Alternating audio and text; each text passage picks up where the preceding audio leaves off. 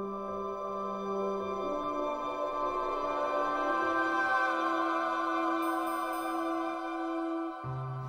everyone, welcome back to Wonderland Wednesday. Today we're going to be talking about a rather surprisingly good version of Through the Looking Glass.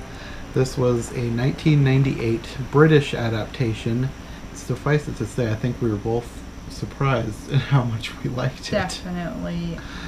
When I saw the thumbnail, I think maybe we'd watched a tiny bit of something. I don't know. I didn't even know 100% that it was British, I don't think. It starts out in a way that I didn't really think it was going to be that great because it was really different.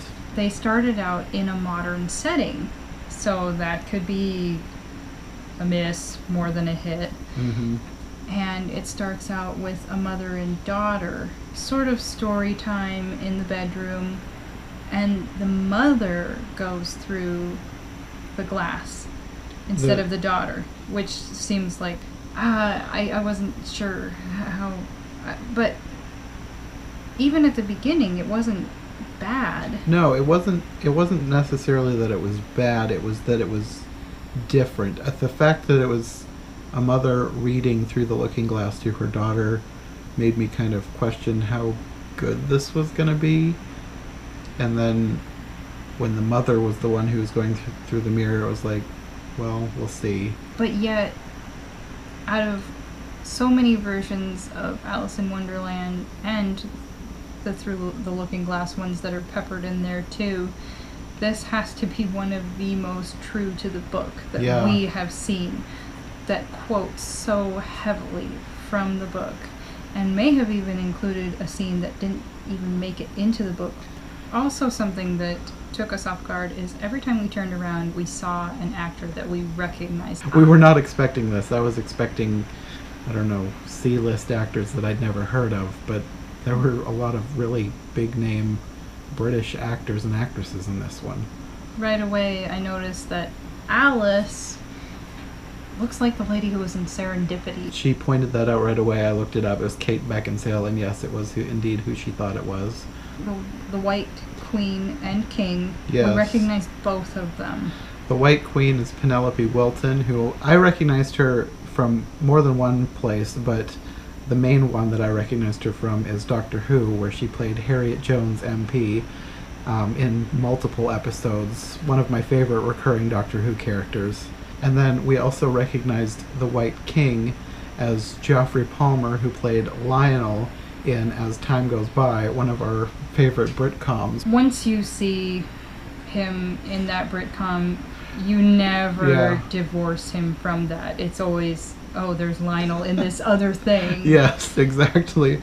And he has such a distinct face and way about him that he's very memorable. This version had so many beautiful flowers in it, so that is one of my highest praises for it, as Jonathan is not surprised to hear me say. They did have the flower people. A very different version of the flower people. I do not approve. This was an interesting take. These flowers, they were wearing clothes, but they needed a few more petals. And in the book, the flowers do have attitude, as do most of the characters. But these ones were almost like catty runway models. Is that the right way to put that? Maybe catty runway models or mean high school girls. Something. Very cliquish and talking down to Alice. Just, yeah. Which is sort of true to the book, but that vibe, they took it to an extreme. That vibe of bully girl, just like, no, that bothered me. It's not that it was absolutely wrong. It's just that those kind of people bother me. So yeah. Then she does run into the Red Queen, as she is supposed to, but the Red Queen looks like some fashion designer, maybe? I kind of thought she looked like maybe something that Lady Gaga would wear in her later years. I said little do we realize that's Lady Gaga's grandmother. It looked like she was wearing a dress made out of fruit roll-ups. I said like that red holiday cellophane, somewhere between the two, this funky hat, maybe one earring. She was really different. Yeah. But aside from that, I'd say she was pretty true to the character, and I really appreciate it. In this one, you have them overlooking the scene with the chessboard landscape. And it looks really well done, too. Which was quite refreshing after the last Through the Looking Glass that basically threw away that theme. Yeah.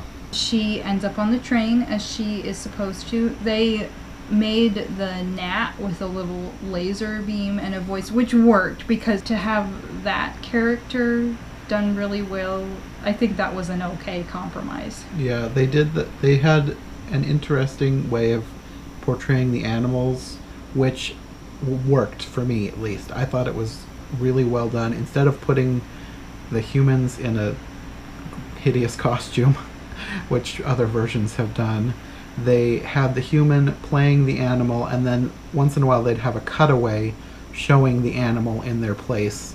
Or, like in the case of the gnat in the scene after the train, they had like a little maquette of the gnat in the tree, and then showed the actor playing the gnat. And later on they did the same thing with like the sheep and Humpty Dumpty is Humpty a man, Dumpty but too. also an egg. Just things like that I thought was a really good way to get around needing a talking gnat or a talking egg and not having the budget to make it realistic. It was odd, but it worked. Yeah.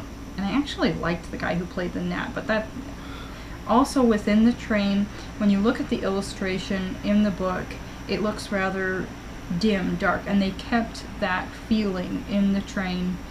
I think they went into good detail with this scene. I liked the guy who was, I think, wearing newspaper, but it wasn't as pronounced on the other Through the Looking Glass, but I think it was still good, and I liked how much dialogue they gave him.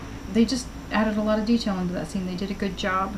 Then you have the scene outside of the train with the gnat, which I liked. I liked him, actually. Yeah, I really liked the gnat as well. He was kind of an odd character, and they also had a lot of dialogue with that. I didn't think that their little, like, more than one of the insects didn't look that great. But I think it was done well enough that it illustrated their point. But if you're going from the storytelling perspective, they did a really good job including the dialogue, and they even had the one little insect's head burst into flame, which is appropriate to the book. Yeah, I'm thinking of all the ways this could have been done worse. Like, they could have tried to do CGI and messed it up badly because the CGI wasn't as good as it could be. I think for what they were able to do, this worked out well. After the conversation with the gnat, she makes her way to Tweedledum and Tweedledee. I have mixed feelings about this Tweedledum and Tweedledee. They were very colorful in their costuming, but they had this sort of odd, sinister tinge to them. Yeah, kind of. I'm not sure exactly what they were going for, but I don't know. Tweedledee and Tweedledum are supposed to be sort of dumb and childlike. Yeah, and these ones had a little bit of the gang on the street corner lacing to them, along with being ridiculous and ignorant. Yeah, and I recognized Tweedledee right away. He's another guy from Doctor Who. He played Elliot Pope in the episode Love and Monsters, which I know people rag on that for being one of the worst episodes, but I actually really like it, and I really like his character. So I was glad to see him again.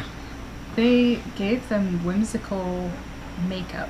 Like, they each have one eye that's done up fancifully. And their hair looked like mops for some reason. They had on these odd wigs.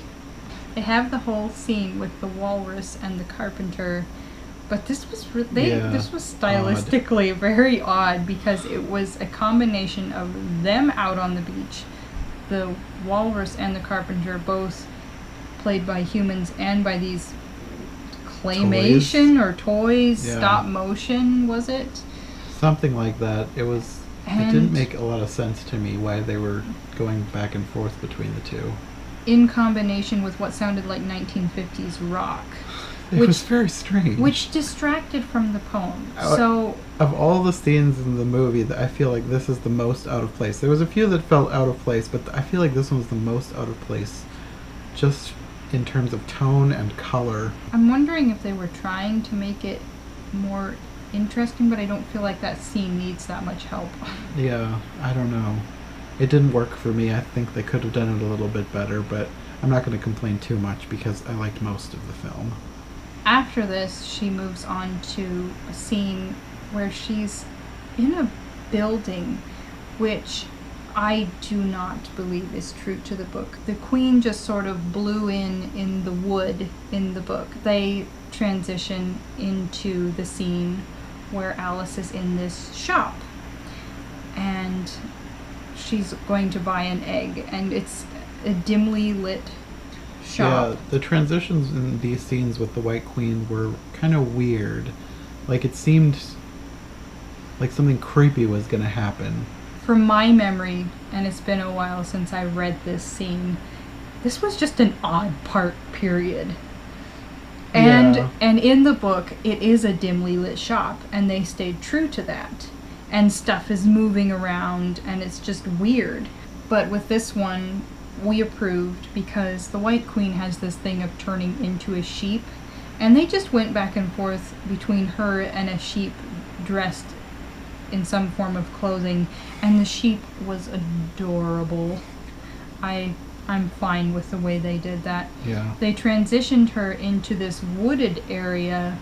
It's like the shop just opened up into these woods. I know the movie was long enough, but there's supposed to be a scene where she's out in a boat with the White Queen as a sheep.